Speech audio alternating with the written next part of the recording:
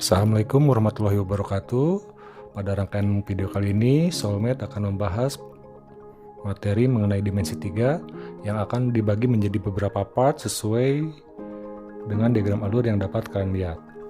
Silahkan tonton videonya secara berurutan agar mempermudah kalian dalam memahami materi.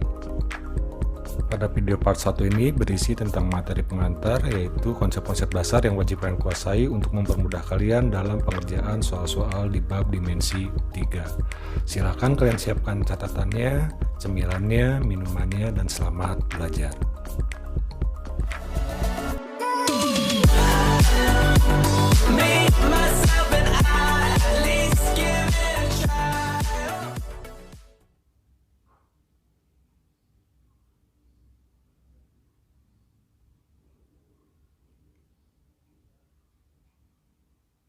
Ya, berikut adalah gambar dari berbagai bangun ruang yang tentunya sudah kalian kenal karena pernah kalian pelajari dulu saat di SMP.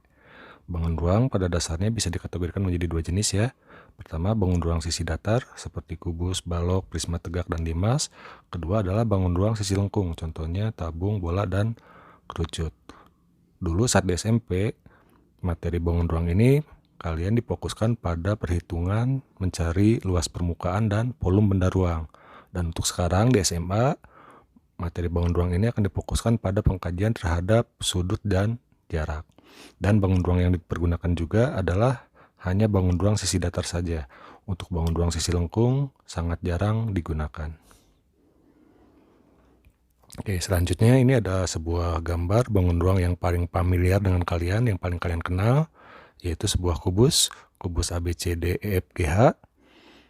Buat kalian mungkin ya ini udah sering melihat bangun ini, tapi pernahkah terpikir dalam benak kalian bahwa gambar yang kalian lihat ini sifatnya dia menipu? Menipu gimana maksudnya? Nah, menipu di sini adalah dalam artian dia bisa memanipulasi mata dan pikiran kalian. Untuk lebih jelasnya, simak gambar baik-baik.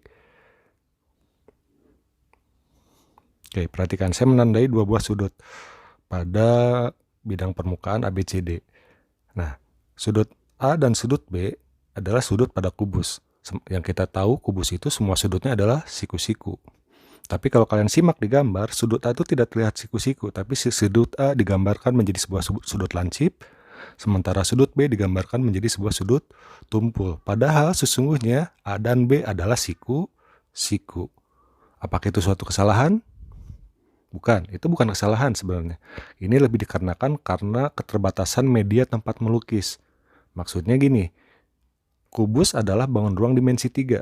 Dia memiliki unsur panjang, lebar, dan tinggi. Panjang pergerakan arah horizontal, tinggi pergerakan arah vertikal, dan lebar pergerakan ke arah dalam. Nah, yang jadi masalah adalah media tempat kita melukis. Misal buku kalian, kertas, itu merupakan permukaan bidang dimensi 2. Jadi hambatannya adalah kita tidak mungkin melukis elemen yang bergerak ke arah dalam. Contohnya adalah rusuk lebar. Misal pada kubus, kita tidak mungkin menggambar AD, BC, FG, dan EH lurus ke dalam. Itu tidak mungkin dilakukan. Sehingga untuk menimbulkan kesan ruang, maka rusuk-rusuk lebar ini yang bergerak ke arah dalam digambarkan sedikit miring. Nah, akibatnya yaitu tadi, sudut jadi termanipulasi. Yang harusnya siku-siku, ada yang berubah jadi lancip, ada juga yang berubah jadi tumpul. Akibat lainnya apa? Akibat lainnya, misal ABCD adalah sisi permukaan kubus. Bentuknya persegi, tapi dalam tampilan gambar, dia terlihat menjadi jajaran genjang. Ada lagi nggak akibat lainnya? Ada. Perhatikan panjang rusuk AB dan panjang rusuk BC. AB dan BC adalah rusuk kubus. Harusnya mereka sama panjang, tapi di gambar AB dan BC digambarkan AB lebih panjang. Kenapa?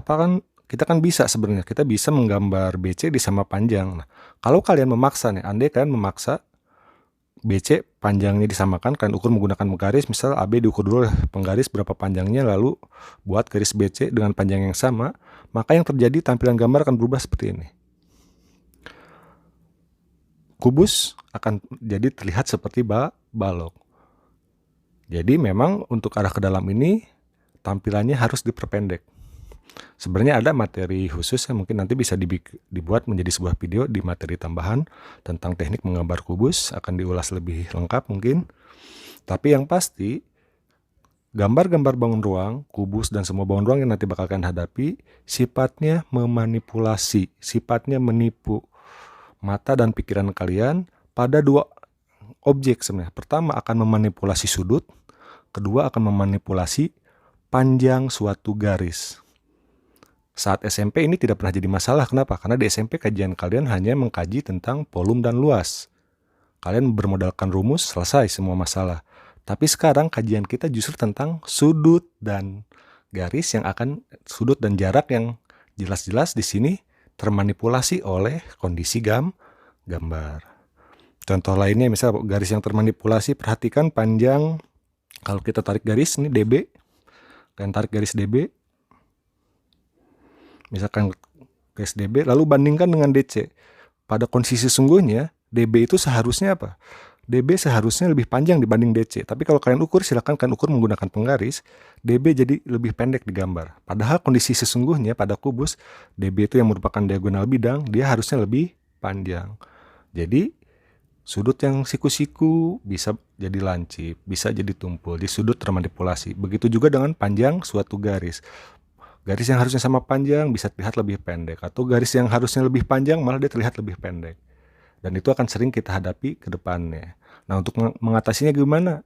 Ada dua solusinya. Pertama, kalian harus memiliki kemampuan imajinasi yang tinggi. Bahasa kerennya adalah kalian harus memiliki spatial sense gitu, yaitu daya tilik ruang. Kemampuan kalian mengkonstruksi bangun ruang dalam pikiran kalian. Jadi, ketika digambar seperti ini tampilannya lancip misal, maka dalam pikiran kalian itu harus terwujud menjadi sebuah kubus. Bayangkan sebuah kubus yang normal, yang sudutnya siku semua. Oke, kemampuan itu akan bisa kalian asah, asal kalian sering berlatih soal aja. Lalu solusi lainnya adalah kalian harus memiliki konsep dasar yang kuat. Maksudnya apa? Jadi ketika mata dan konsep nanti bertuburkan, misal mata dan konsep bertuburkan maksudnya seperti ini. Tadi dalam konsep kubus itu semua sudutnya adalah siku-siku. Sementara dalam gambar, sudut siku-siku ada yang berubah jadi lancip. Maka yang harus kalian pegang yang mana? Jangan pegang mata kalian, tapi peganglah konsep yang kalian tahu, oh bahwa kubus itu sudutnya siku. Jadi tanpa pemahaman konsep yang baik, kalian akan sangat kesulitan belajar di bab ini. Jadi percuma juga kalau sekarang kalian kebanyakan ketika belajar gerasak gerusuk pengen langsung pembahasan soal, itu biasanya nanti akan sangat terhambat ketika berhadapan dengan soal-soal yang semakin variasi. Jadi pada video kali ini akan kita ulas tentang konsep-konsep dasar yang kita perlukan untuk memahami bab ini. Oke, konsep pertama yang harus kalian kuasai adalah kalian harus mengenal dengan baik unsur-unsur dalam ruang. Unsur dalam ruang ada 3, pertama titik, kedua garis, ketiga bidang. Kita akan mengkajinya satu persatu. Pertama kita kaji tentang titik. Apa itu titik? Titik adalah titik, dia tidak dapat didefinisikan. Yang pasti titik merupakan unsur ruang yang tidak memiliki ukuran atau tidak memiliki dimensi. Tetapi titik hanya dapat ditentukan letaknya saja. Jadi yang terpenting di suatu titik adalah kita tahu posisinya di mana. Oke, untuk simbol menggunakan sebuah noktah ya, jadi bulatan hitam atau warna lain juga bisa. Dan untuk label nama menggunakan huruf kapital, jadi misal titik A gunakan huruf A besar seperti itu, dan seterusnya. Oke, sebagai ilustrasi perhatikan, ini adalah contoh sebuah kubus ABCDEFGH. Di sini terdapat 8 titik sudut. Nah, 8 titik sudut ini adalah contoh sebuah titik. Jadi ada titik A, titik B, dan seterusnya gitu. Tapi nanti untuk ke depan, ketika kalian menggambar kubus, titik-titik sudut pada kubus tidak perlu diberi noktah hitam seperti ini. Kenapa? Karena yang terpenting dari suatu titik adalah kita tahu posisinya. Dan titik sudut pada kubus bisa kita ketahui posisinya dari apa? Dari perpotongan antar rusuk. Jadi nanti tidak perlu. Kecuali kalau diberikan titik lain. Contohnya seperti ini. Misalnya diberikan titik P di tengah EA. Nah, maka harus ada bulatannya ya, supaya jelas posisinya di mana. Atau ada titik Q di rusuk GH, atau ada titik O pada perpotongan antara garis DB dan AC, atau bahkan mungkin juga titik berada di luar kubus, misal ada titik S di perpanjangan rusuk AB. Itulah titik. Unsur kedua dalam ruang adalah garis. Apa itu garis? Perhatikan.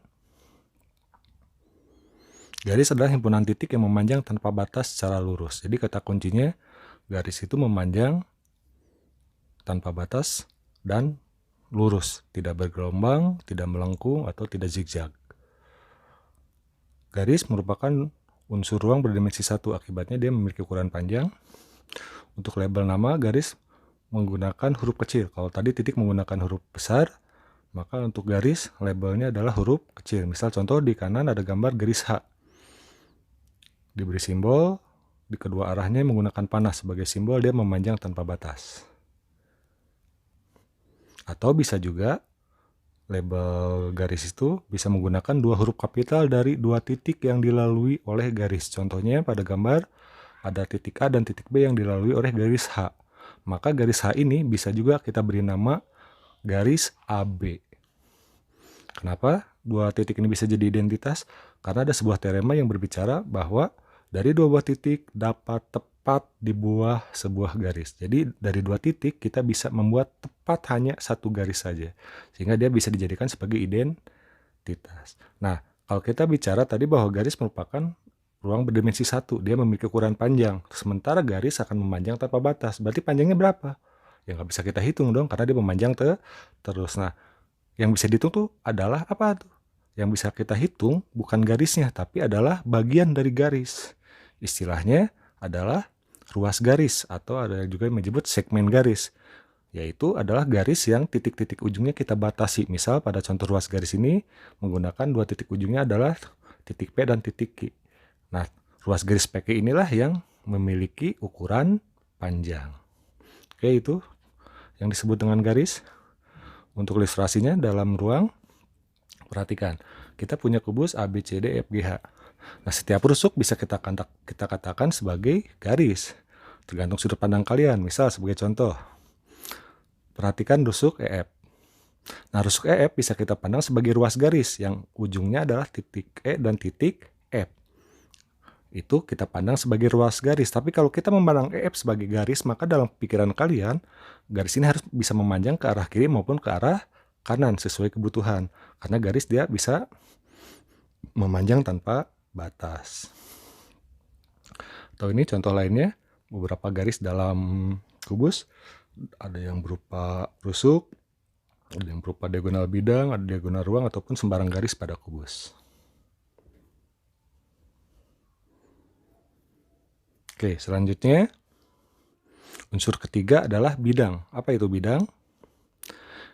Bidang adalah permukaan rata yang meluas tanpa batas. Tadi kalau garis memanjang tanpa batas, maka bidang meluas tanpa batas. Dan dia permukaannya harus rata, tidak cembung, tidak cekung, tidak bergelombang. Bidang merupakan unsur berdimensi 2. Dia memiliki ukuran panjang dan lebar. Nanti akibatnya akan bisa memiliki ukuran luas juga karena dia dimensi 2. Untuk label, bidang menggunakan alfabet dari alfa, beta, gamma, dan seterusnya. Biasanya disimpan di salah satu sudut pada bidang. Atau bisa juga menggunakan 3 huruf kapital dari 3 titik yang dilalui oleh bidang. Contohnya pada ilustrasi di kanan di gambar ada sebuah bidang alfa dan ada titik KLM pada bidang alfa. Maka bidang alfa ini bisa kita sebut juga sebagai bidang KLM.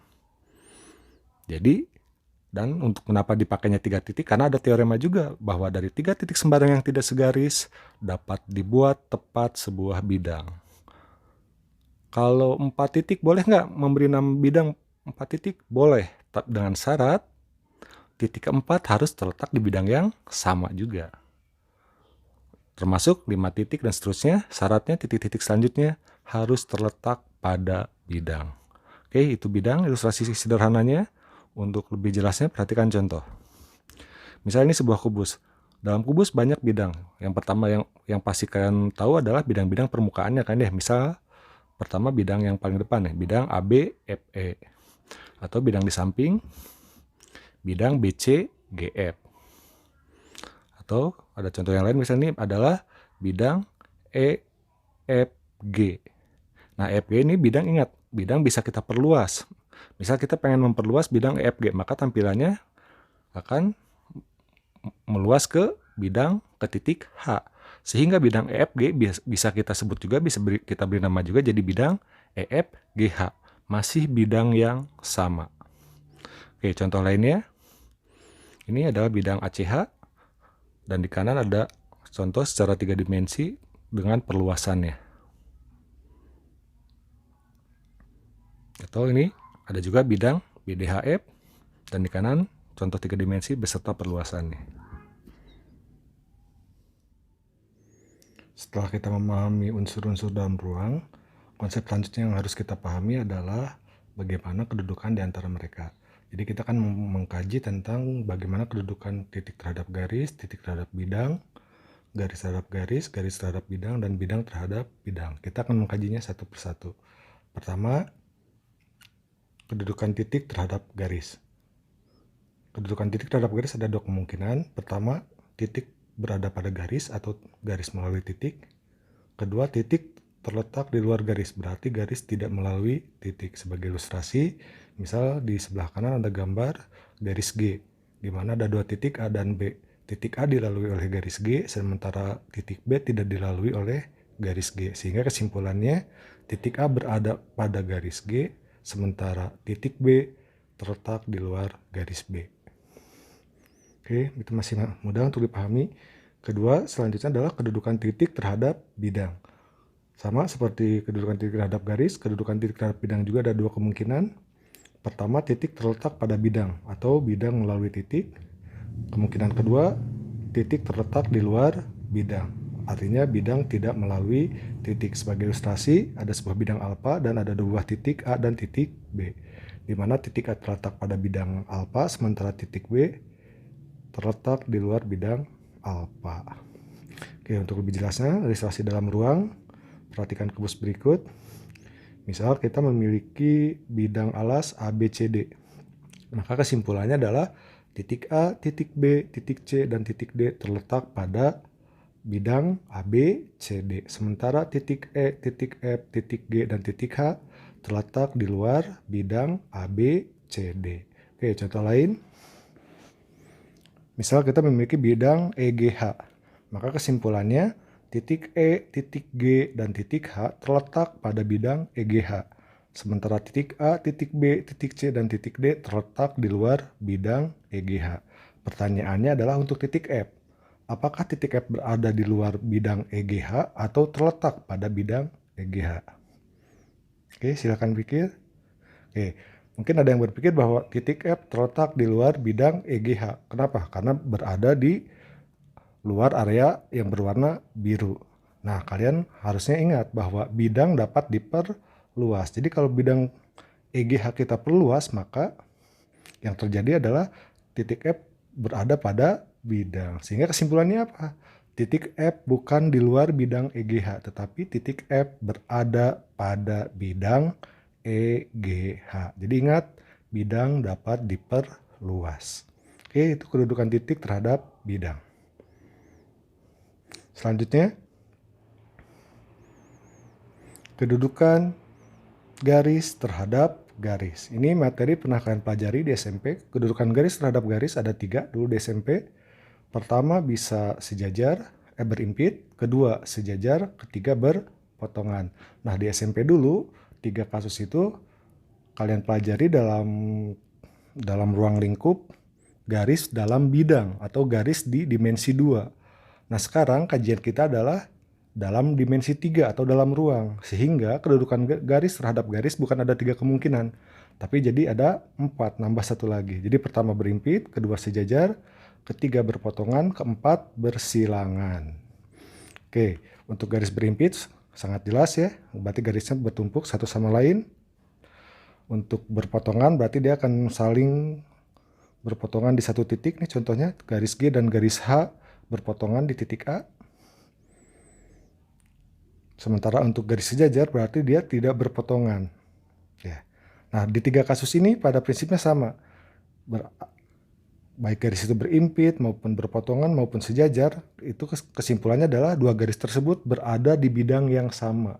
Jadi kasus berimpit, kasus berpotongan, dan kasus sejajar hanya mungkin terjadi apabila garisnya berada di bidang yang sama. Sementara kemungkinan keempat yaitu bersilangan itu terjadi karena ada perbedaan posisi antara dua garis, yang satu garis di bidang yang satu, sementara garis lain di bidang yang lain. Oke, untuk lebih jelasnya kita akan bahas satu persatu untuk memperjelas, kecuali berimpit. Kalau untuk berimpit saya pikir udah cukup jelas. Kita akan mulai dengan pembahasan tentang sejajar.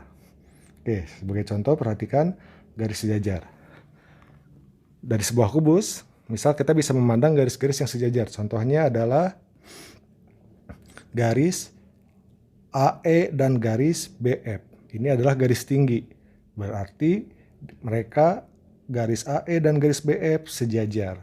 Demikian juga dengan garis tinggi lainnya yang di belakang, yaitu CG dan DH. Artinya garis tinggi semuanya saling sejajar. Berarti dengan logika yang sama juga, garis-garis panjang dengan panjang akan sama sejajar juga, dan garis-garis lebar akan sejajar dengan garis-garis lebar. Tapi yang harus kalian ingat bahwa kasus sejajar berarti dia terletak di bidang yang sama. Sehingga apa kesimpulannya? Dari dua buah garis sejajar dapat dibuat tepat sebuah bidang. Ilustrasi di kanan perhatikan adalah bidang yang terbentuk antara garis AE dan garis BF beserta perluasannya. Jadi sekali lagi, dari dua garis sejajar kita dapat membuat tepat sebuah bidang. Oke, itu garis sejajar. Contoh lainnya, misalnya ini FH dengan BD. Ilustrasinya di sebelah kanan, termasuk bidang yang dibentuk di antara mereka dan perluasannya. Oke, itu untuk kasus garis sejajar. Selanjutnya adalah garis berpotongan. Kalau berpotongan berarti ada titik potongnya di satu titik. Oke, contohnya AB dengan BF berpotongan di titik B. Nah, sama seperti garis sejajar, berarti kalau dua garis berpotongan, kesimpulannya dia terletak di bidang yang sama. Karena dia terletak di bidang yang sama, maka kita dapat menyimpulkan apa?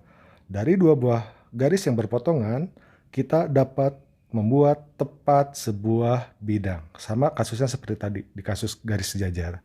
Ini contohnya, garis AB dan garis BF. Garis AB dan garis BF berpotongan di titik B. Dan bidang yang terbentuknya adalah bidang ABFE. Oke, contoh lainnya.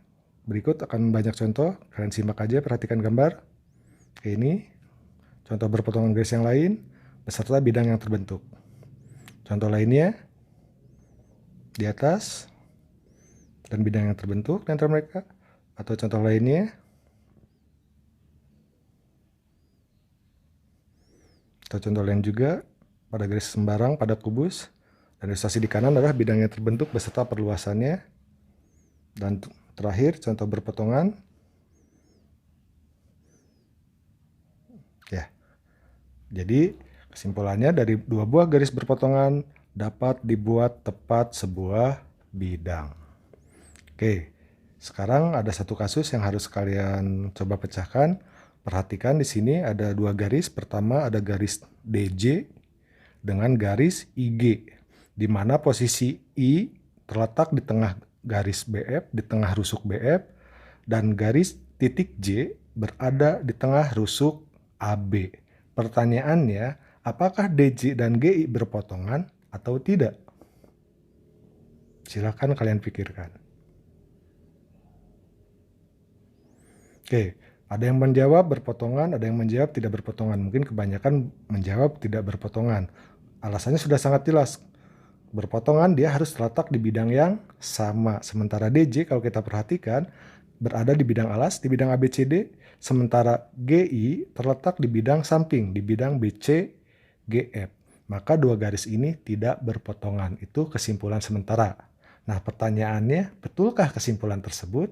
Nah, yang harus kalian kaji ketika kalian melihat dua buah garis yang terletak di berbeda bidang, tidak di bidang yang sama, langkah pertama kan harus cek dulu bidang tempat mereka berada memiliki persekutuan atau tidak. Misal di sini bidang ABCD dengan bidang BCGF punya persekutuan nggak, garis persekutuan? Ada ya, garis persekutuannya adalah garis BC. Jadi bidang ABCD dengan bidang BCGF memiliki garis persekutuan yaitu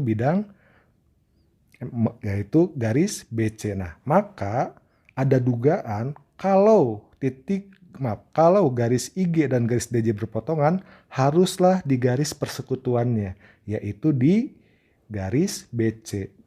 Jadi untuk memastikannya kita perpanjang aja garis persekutuan BC, kita perpanjang.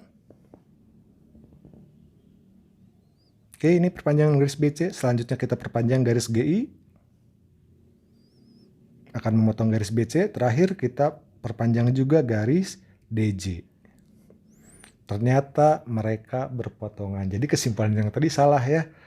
Ternyata DJ dan GI berpotongan adalah dua garis yang saling berpotongan. Nah, ini kenapa bisa berpotongan? Karena kebetulan pertama, bidang tempat mereka berada memiliki garis persekutuan. Kedua, posisi mereka sama-sama di tengah. Andai salah satu titik antara J dan I kita geser bukan di tengah-tengah, maka nanti garisnya akan bergeser. Nah, misalnya J-nya digeser ke sini. Ini posisi J misalnya di sini. Maka garis DJ yang baru akan memotong BC juga sama. Dan garis GI juga memotong BC, tapi memotong di tempat yang berbeda. Sehingga DJ dan GI tidak akan berpotongan.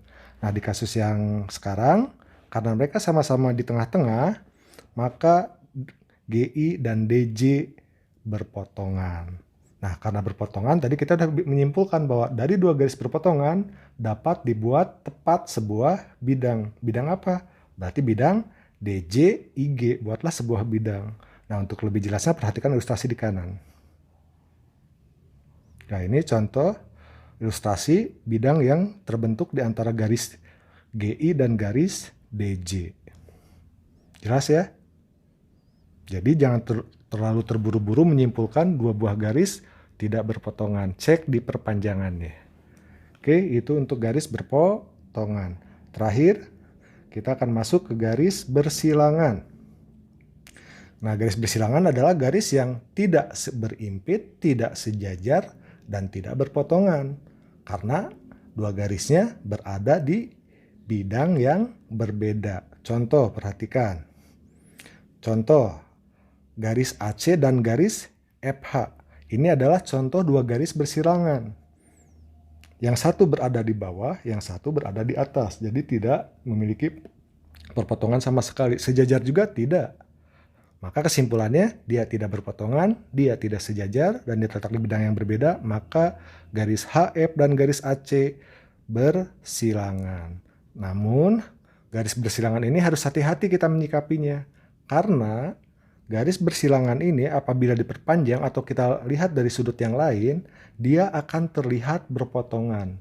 Contohnya dalam kehidupan sehari-hari, misal kalian bayangkan ada sebuah jalan dan di jalan tol, dan di atasnya ada sebuah jembatan penyeberangan misal. Kalau kita posisinya berada di jalan, kita ngelihat bahwa jalan dengan jembatan tidak berpotongan. Jembatan ada di atas, sementara jalan di bawah. Tapi kalau kalian jadi seorang pejabat, memantau misal dari di atas pesawat, maka dari pandangan kalian dari atas, jembatan dan jalan raya akan berpotongan. Oke, untuk lebih jelasnya perhatikan contoh lain.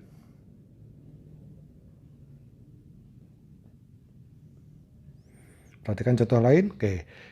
Perhatikan garis AB rusuk AB yang diperpanjang, garis AB dan garis EH. Pertanyaannya, mereka berpotongan atau tidak? Wah, berpotongan, Pak. Nah, ini perpotongannya. Apakah ini perpotongannya? Oke. Perhatikan ilustrasi berikut ini. Kalau kita tampilkan secara 3 dimensi dengan visualisasi yang lebih jelas terlihat bahwa garis AB warna hijau di bawah, sementara garis EH di atas. Jadi diperpanjang kemanapun tidak akan pernah berpotongan. Tapi dalam gambar yang normal, dalam gambar yang saya bilang, makanya di awal saya bilang gambar seringkali bisa menipu.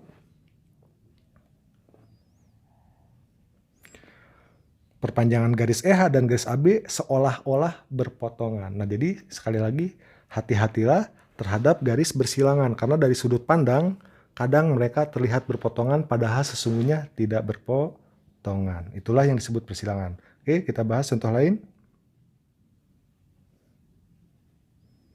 Nah, ini ada garis AF dengan garis BH. Berpotongan atau tidak? Oke, BH ke dalam bergeraknya ke arah dalam, sebenarnya AF di depan terus. Jadi mereka tidak berpotongan sebenarnya. Kalau pengen lebih jelas, perhatikan ilustrasi berikut. Ya, kalau secara visualisasi 3 dimensi sangat jelas terlihat dua garis ini tidak berpotongan. Tapi kalau kita yang melihat dari depan, di sini seolah-olah mereka berpotongan. Jadi hati-hati menyikapi garis bersilangan karena bisa tampak berpotongan, padahal sesungguhnya mereka tidak berpotongan. Alasannya mereka terletak di dua bidang yang berbeda. Oke, itu untuk pembahasan untuk garis bersilangan. Selanjutnya adalah kedudukan garis terhadap bidang. Untuk kedudukan garis terhadap bidang ada 3 kemungkinan. Pertama, garis terletak pada bidang. Perhatikan ilustrasi di kanan. Contohnya, garis G terletak pada bidang alfa. Oke, kemungkinan kedua, garis sejajar dengan bidang. Contohnya garis H sejajar dengan bidang beta. Ya, ini gambarnya. Nah, kemungkinan ketiga, garis bisa menembus atau memotong. Jadi ketika dia tidak sejajar, misalnya kita perhatikan yang kasus sejajar. Andai kita tekan di salah satu garisnya, di salah satu titiknya, artinya kita akan merubah kemiringan garis H. Misal kita rubah kemiringannya seperti ini, maka pada akhirnya garis H yang baru ini dia akan memotong bidang beta. Ingat, bidang bisa diperluas. Nanti akan berpotongan di sebelah kanan atau sebaliknya. Kalau kita merubah kemiringannya di sebelah A, kita tekan ke bawah, maka sama. Garis H juga akan memotong bidang beta di perpanjangannya. Sehingga kemungkinannya kalau tidak sejajar, pastilah dia akan menembus atau memotong bidang. Seperti ilustrasi pada gambar ketiga ini. Oke, itu untuk kedudukan garis terhadap bidang. Terakhir untuk adalah kedudukan bidang terhadap bidang. Untuk kedudukan bidang terhadap bidang juga ada 3 kemungkinan. Pertama berimpit, kedua sejajar, ketiga berpotongan. Oke, untuk berimpit sangat jelas, sejajar juga sudah sangat jelas. Dan berpotongan yang perlu kalian garis bawahi adalah perpotongan dua buah bidang adalah berupa sebuah garis. Nah, contohnya ini. Bidang alfa dan bidang beta berpotongan di garis hitam ini. Ya, jadi sekali lagi, perpotongan dari dua buah bidang berupa sebuah garis. Itulah materi kedudukan di antara unsur-unsur dalam ruang. Oke, selanjutnya masih ada lagi konsep lain yang harus kalian kuasai, yaitu tentang proyeksi. Nah, proyeksi pertama adalah proyeksi titik terhadap garis. Maksudnya apa proyeksi? Jadi proyeksi itu adalah kalian harus menarik secara tegak lurus. Misal perhatikan kita punya titik P di atas dan punya sebuah garis di bawah, sebutlah ini garis H misal. Nah, kita akan memproyeksikan titik P terhadap garis H. Maka yang kalian lakukan adalah tarik garis dari titik P ke garis H secara tegak lurus. Itulah yang disebut dengan proyeksi. Jadi kuncinya tarik garis secara tegak lurus. Oke. Selanjutnya proyeksi titik terhadap bidang, logikanya sama. Tarik garis terhadap bidang secara tegak lurus. Selanjutnya, proyeksi garis terhadap garis. Nah, garis terhadap garis, kalian bisa ambil ujung-ujungnya. Misal nih, titik A, proyeksikan titik A terhadap garis L. Maka akan dapat A aksen. Lalu proyeksikan juga titik B, akan dapat B aksen. Lalu tinggal hubungkan A aksen, B aksen. Nah, garis A aksen, B aksen inilah adalah hasil proyeksi garis AB terhadap garis L. Oke, itu proyeksi garis terhadap garis. Terakhir, proyeksi garis terhadap bidang. Sama, kalian ambil ujung-ujungnya atau perwakilannya 2 titik, lalu hubungkan, tarik garis tegak lurus, lalu hasilnya akan terletak pada bidang, lalu tinggal hubungkan. Itu yang disebut proyeksi. Jadi kata kunci untuk proyeksi adalah kan tinggal menarik garis tegak lurus. Oke, sekarang konsep terakhir yang harus kalian kuasai tentang ketegak lurusan di antara garis dengan garis dan di antara garis dengan bidang. Tolong untuk konsep ini dan teorema-teoremanya nanti wajib kalian hafal karena akan sangat berguna di pekerjaan kita ke depannya. Oke, kita mulai. Konsep terakhir. Pertama adalah garis tegak lurus garis. Dua garis konsepnya, dua garis disebut saling tegak lurus apabila kedua garis tersebut membentuk sudut 90 derajat. Baik itu berpotongan ataupun bersilangan. Selama ini kalian berpikir bahwa sudut hanya bisa dibentuk dari dua buah garis berpotongan ya. Padahal dari bersilangan juga bisa. Dulu kalian hanya kenal berpotongan karena kalian kajiannya baru di dimensi 2 pada bidang. Sekarang kajiannya pada ruang. Sehingga garis bersilangan pun disebut memiliki sudut. Oke, ilustrasinya perhatikan. Ini contohnya, garis K tegak lurus dengan garis L membentuk sudut siku-siku. Ini berpotongan tegak lurus. Sementara yang bersilangan contohnya, perhatikan garis G dengan garis K. Garis G dengan garis K tidak berpotongan, tetapi membentuk sudut 90 derajat. Maka disebut garis G dengan garis K bersilangan tegak lurus. Teoremanya, jika garis K tegak lurus garis L, maka garis K tegak lurus pada semua garis yang sejajar dengan garis L. Perhatikan ilustrasinya, kita punya garis K tegak lurus dengan garis L. Maka, apabila ada garis lain yang sejajar garis L, sebut aja garis M, maka K juga akan tegak lurus dengan garis M. Atau kalau ada garis lain, misal garis N, sama dia sejajar dengan garis L, maka garis K juga akan tegak lurus dengan garis N. Oke, itu konsepnya dan teoremanya. Perhatikan ilustrasinya dalam ruang. Misal kita tahu bahwa garis EA dan garis AB tegak lurus, berpotongan tegak lurus. Dan kita tahu DC, EF, GH semua sejajar dengan garis AB. Kesimpulannya apa? Kesimpulannya garis AE juga tegak lurus dengan garis DC, tegak lurus dengan garis EF, dan tegak lurus dengan garis GH. EA dengan AB berpotongan tegak lurus, EA dengan EF berpotongan tegak lurus, EA dengan DC bersilangan tegak lurus, dan EA dengan HG bersilangan tegak lurus. Selanjutnya, garis tegak lurus pada bidang. Oke, perhatikan konsepnya. Garis disebut tegak lurus pada suatu bidang jika garis tegak lurus pada dua garis yang berpotongan pada bidang tersebut. Perhatikan ilustrasinya. Kita punya garis M dan bidang alfa. Nah, syarat garis M tegak lurus dengan bidang alfa adalah garis M harus tegak lurus pada dua garis yang berpotongan dan kedua garis tersebut terletak di bidang alfa. Contohnya pada ilustrasi adalah garis A dan garis B. Garis A dan garis B adalah dua garis berpotongan pada bidang alfa. Dan hubungan dengan M, garis M dengan garis A tegak lurus, ada simbol siku-sikunya. Garis M dengan garis B juga tegak lurus, maka bisa disebut garis M tegak lurus dengan bidang alfa. Karena sudah memenuhi syarat bahwa garis M tegak lurus pada dua garis yang terletak pada bidang alfa dan kedua garis tersebut adalah garis yang berpotongan. Oke, lanjut teoremanya. Jika garis tegak lurus pada suatu bidang, maka garis tersebut tegak lurus pada semua garis yang terletak pada bidang. Perhatikan ilustrasinya dalam ruang. Oke, kita tahu bahwa EA tegak lurus dengan AD. EA juga tegak lurus dengan AB. Kesimpulannya apa? Kalian pandang, AB dan AD adalah dua garis berpotongan dan keduanya terletak di bidang ABCD. Akibatnya, karena EA tegak lurus dengan dua garis berpotongan pada bidang ABCD, maka EA tegak lurus dengan bidang ABCD. Lalu akibat lainnya apa? Sesuai teorema, maka garis EA akan tegak lurus dengan semua garis yang terletak pada bidang ABCD. Berarti EA akan tegak lurus dengan BC. EA juga tegak lurus dengan CD. EA juga tegak lurus dengan BD. Atau EA juga akan tegak lurus dengan sebarang garis yang terletak pada bidang ABCD. Oke, lanjut.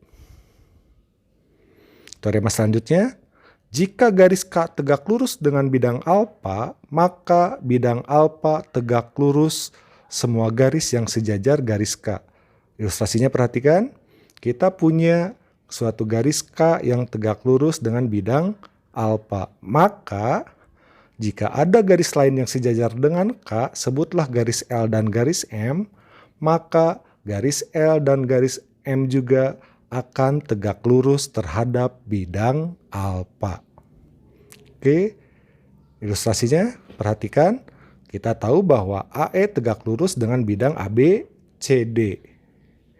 Maka garis BF, garis CG, dan garis DH semuanya sejajar dengan garis AE. Kesimpulannya apa? Maka garis GC, garis BF, garis DH juga akan tegak lurus dengan bidang ABCD. Oke, lanjut teorema terakhir. Jika garis K tegak lurus dengan bidang alfa, maka garis K tegak lurus pada semua bidang yang sejajar dengan bidang alfa. Oke, ilustrasinya kita punya garis K tegak lurus dengan bidang alfa. Maka jika ada bidang lain, sebutlah bidang beta yang sejajar dengan bidang alfa, maka kesimpulannya garis K juga tegak lurus terhadap bidang beta. Oke, ilustrasi dalam ruang perhatikan. Kita tahu bahwa AE tegak lurus dengan bidang AB, CD. Maka akibatnya adalah AE juga akan tegak lurus dengan bidang EFGH. Mengapa? Karena bidang EFGH sejajar dengan bidang AB, CD. Jadi AE akan tegak lurus dengan semua bidang yang sejajar dengan bidang ABCD. Termasuk misal kita punya sembarang bidang yang berwarna hijau, sebut saja bidang alfa. Bidang alfa sejajar dengan bidang ABCD, maka garis EA juga akan tegak lurus dengan bidang alfa. Oke, itu konsep dan teorema yang wajib kalian hafal. Untuk video kali ini cukup sekian, silahkan disimak, kuasai semua materinya. Dan sampai jumpa di video selanjutnya. Terima kasih dan tetap semangat belajar matematika.